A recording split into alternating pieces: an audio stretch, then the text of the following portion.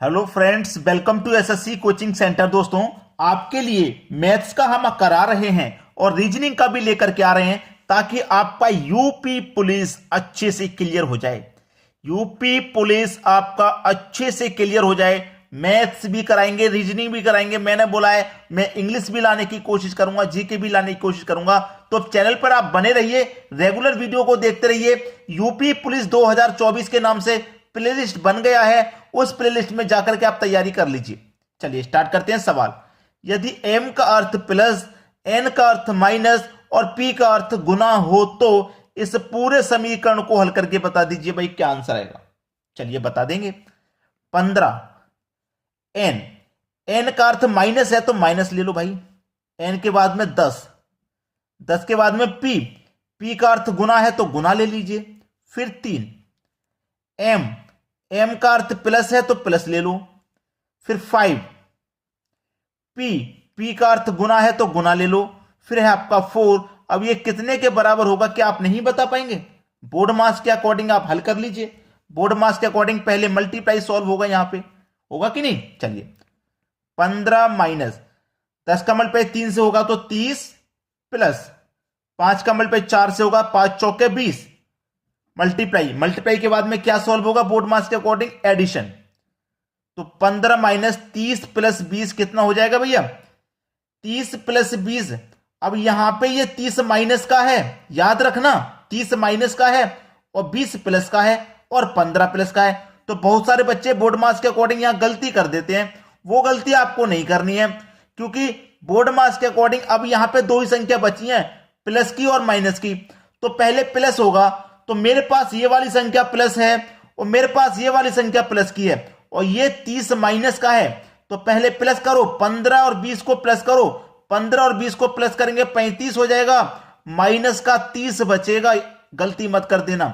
अब होगा सब्सट्रैक्शन, तो 35 में से माइनस कर दो 30, आंसर आ जाएगा आपका 5। ये आपके सवाल का बिल्कुल सही जवाब है 5, बी ऑप्शन। क्लियर हो गया। चलिए अब देखते हैं अगला सवाल।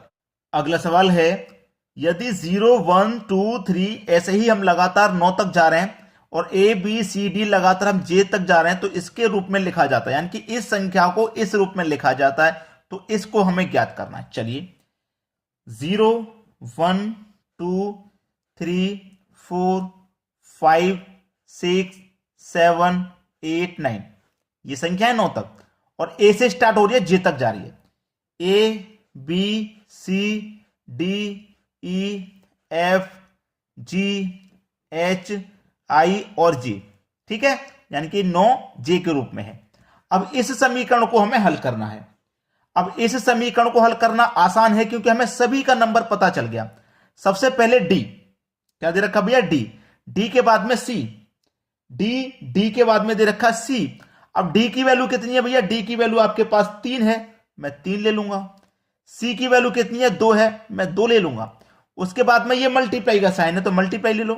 दोस्तों ये मल्टीप्लाई है, एक्स नहीं है, ये मल्टीप्लाई है और ये भी मल्टीप्लाई है, ठीक है। चलिए अब एफ की वैल्यू कितनी भाई? एफ किधर गया? ये रहा। एफ की वैल्यू 5 है, 5 ले लो। समीकरण के अकॉर्डिंग चलेंगे, माइनस का साइन है, माइनस ले लो, ब्रैकेट में आ जाइए। बी की वैल्यू 1 ले लिया। एफ की वैल्यू 5 ले लिया। माइनस डी की वैल्यू 3 ले लिया। इंटू डी की वैल्यू 3। समीकरण बिल्कुल आसानी से सॉल्व हो गया। अब बोर्ड मास के अकॉर्डिंग पहले ब्रैकेट को सॉल्व कर लीजिए। तो 15 में से 3 जाएगा, 12 बचेगा। तो ये कितना हो गया आपके पास? 32 मल्टीप्लाई 5 माइनस ब्रैकेट को हमने जब सॉल्व किया तो 12 गुने 3। अब क्या होगा? इधर मल्टीप्लाई इधर मल्टीप्लाई, पहले मल्टीप्लाई सॉल्व करो। 32 का मल्टीप्लाई अगर मैं 5 से कर लूं तो 5 दुने का 10 का 0, कैरी का 1, 5 त्रिक का 15, कैरी का 1, 16 हो गया।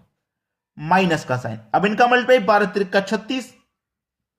अब 160 में से माइनस करेंगे आप 36 तो बचेगा कितना? 124। 124 बचेगा, लेकिन 124 आंसर नहीं है।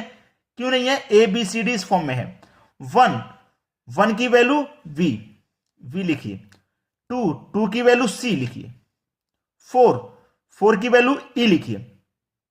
बी सी ई, ये आपका सही जवाब है। बी सी ई पहला ही ऑप्शन है सही जवाब। तो ध्यान से करेंगे, एक बार में ही सवाल का सही आंसर आएगा। अब देखते हैं अगला सवाल।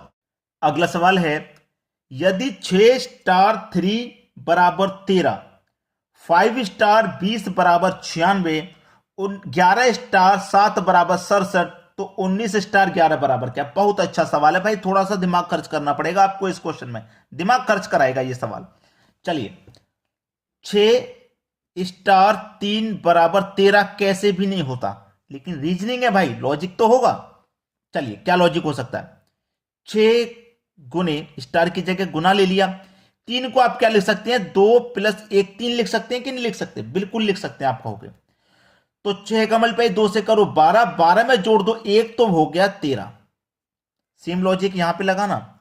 क्या बोला उसने? 5 स्टार 20 बराबर 96, तो पहली संख्या तो ऐसे ही लेनी है, स्टार की जगह गुना आ जाएगा, और 20 को क्या लिख सकते हैं आप? 19 + 1, जैसे 2 + 1 3 लिखा, ऐसे 19 + 1 20 हो जाएगा। चलिए, 19 पंजे 95, 95 में जोड़ेंगे 1 तो 96 नहीं हो जाएगा? सेम लॉजिक लगा, बिल्कुल लॉजिक यहां पे लगाइएगा, इसी लॉजिक को। 11 स्टार 7 बराबर 67, चलिए 11 पहली संख्या ऐसे ही लिखो, स्टार की जगह गुना, 7 को क्या लिख सकते हैं? 6 + 1, तो 11 का मल्टीप्लाई 6 से करो 66, 66 में जोड़ेंगे 1 तो 67 हो जाएगा, मिल गया हमको 67। सेम लॉजिक इस्तेमाल करिएगा। 19 स्टार 11 बराबर क्या आएगा? नहीं पता, पहली संख्या ऐसे ही लो, स्टार की जगह गुना, 11 को क्या लिखेंगे? 10 + 1 11, तो 19 का मल्टीप्लाई 10 से करो 190, 190 में जोड़ेंगे 1 तो ये हो जाएगा 191। आपके सवाल का जवाब हो गया 191, यानी कि सी ऑप्शन बिल्कुल सही आंसर है आपके सवाल का। अच्छे से समझ में आ गया ना? बहुत मेहनत करने वाला सवाल था ये। चलिए, अब देखते हैं अगला सवाल। अगला सवाल है, 44 गुने 75 बराबर 74 54, 34 गुने 65 बराबर 64 53, यानी कि बड़ी बड़ी संख्याओं में रिलेशन है। पहली संख्या है 44 गुने 75 बराबर 7454, क्या हो सकता है भाई? हो सकता है आपने इस तरीके के सवाल पहले कभी ना किए हों, जब कभी ना किए होंगे तो हो सकता है सोचना भी वहां तक ना हो, क्योंकि जब किए ही नहीं है इस तरीके के सवाल तो फिर समझ में भी नहीं आते। अब मैं बताता हूं इन सवालों में क्या हो रहा है। ये देखो 4 और 7, 4 7 है, ये भी क्या है? 7 और 4। कुछ समझ में आया? समझ में तो कहेंगे आप बहुत कुछ आ गया। 4 और 7, ये भी 4 7 लेकिन पलट के। 4 5, ये भी 4 5 लेकिन पलट के। देखिए, पहले 4 है बाद में 7, तो यहां पहले 4 और 7 आएगा ना, इसको पलट दिया, 7 4 कर दिया। ये पहले 4 बाद में 5, तो यहां पे 4 5 आएगा, इसको भी पलट दिया। बस सवाल हो गया, कुछ नहीं करना। अब 3 4 6 5 बराबर कितना? 6 4 5 3, 4 6 को पलट दो, 6 4 हो जाएगा कि नहीं? 3 और 5 को पलट दो, 5 और 3 हो जाएगा कि नहीं? बस हो गया। ऐसे ही इसको कर लो। 24 55 बराबर 54 52, 4 5 पलट लो, 5 4 हो जाएगा, 2 5 को पलट लो, 5 2 हो जाएगा, ये भी हो गया। अब क्या करना है? इसे करना है 14 × 45, पलट लो, 4 4 को पलटोगे तो 4 4 ही रहेगा, और 1 5 को पलटोगे तो 5 1 हो जाएगा। सवाल ये हो गया 44 51। 44 51 डी ऑप्शन बिल्कुल सही आंसर आपके सवाल का। समझ में आ गया ना? चलिए, अब देखेंगे अगला सवाल।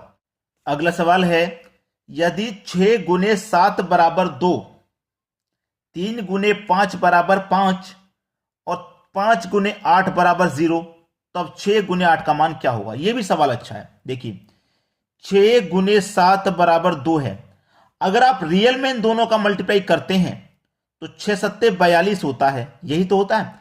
तो 42 का जो इकाई अंक 2 है वही दिया गया है केवल। आगे भी चेक करते हैं। दूसरा है 3 गुने 5 बराबर 5, अगर आप इन दोनों का मल्टीप्लाई करो 3 5 15, तो 15 में इकाई अंक 5 है ना, वही दिया गया है, केवल इकाई अंक दिया गया है। आगे भी चेक कर लो।